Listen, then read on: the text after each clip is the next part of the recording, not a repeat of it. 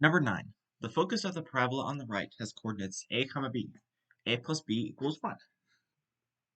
So if you're unfamiliar with what a focus is, there's a special way of defining a parabola that uses two things. It uses the focus, which is a point, and it uses the directrix, which is a line. So if you have the focus, which I'm going to place around here, I don't know if that's actually where it is. It might be, it might not be.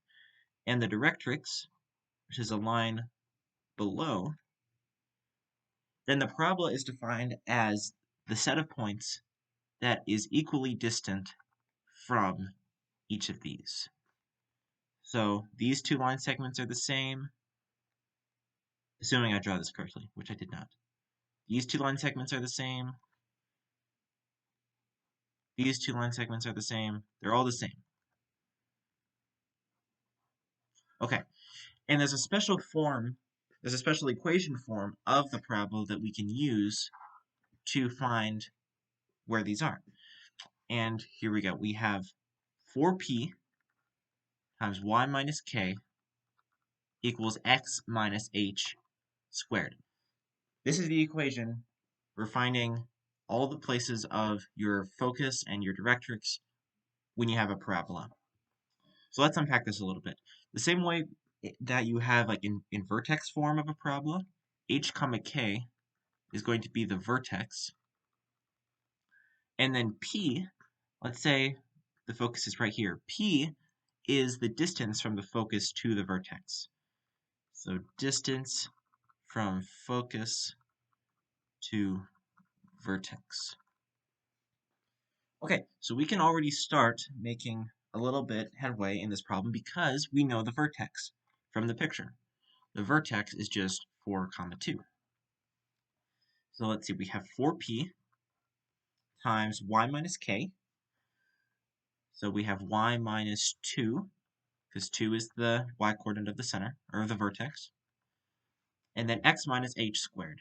So x minus 4 squared. But as you know, or as you probably know, you can't find a parabola just based on the vertex. You also need something else. And that is why we have been given these other points. Now, you only need one of them. It doesn't really matter which one you pick, but I'm just going to pick this one just because I don't really have a reason. And I'm going to plug this point into our equation, and I can use that to solve for p. So this point right here is 2, 6. So I'm going to plug in 2 for x and 6 for y.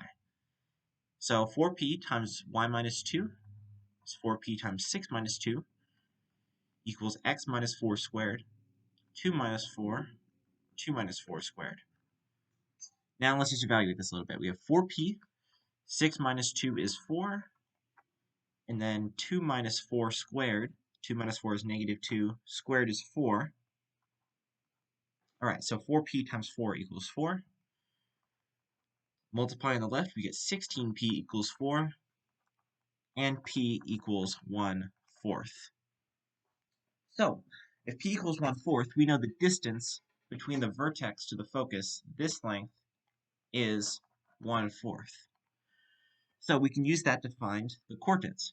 We see this goes straight out from the vertex. So it goes from 4, 2, and then it goes straight up. So we know the x-coordinate has to stay the same. So if the focus is at a, b, we know a is 4. And then if this is 1/4, if the distance between the vertex to the focus is 1/4, and the vertex is at y equals 2, we know that the y-coordinate is just going to be at 2 and 1/4. Now let's go back and see what the problem actually asked of us. We wanted to find the sum of a and b. Well, that's easy enough. We just do 4 plus 2 and 1/4, which is 6 and 1/4, which is answer choice C. Alright, so if you have any questions from other tests, make sure to leave a comment and I will make a video with a solution. With that said, if you enjoyed the video, leave a like and subscribe. This has been Investigative Math, and I will see you next time.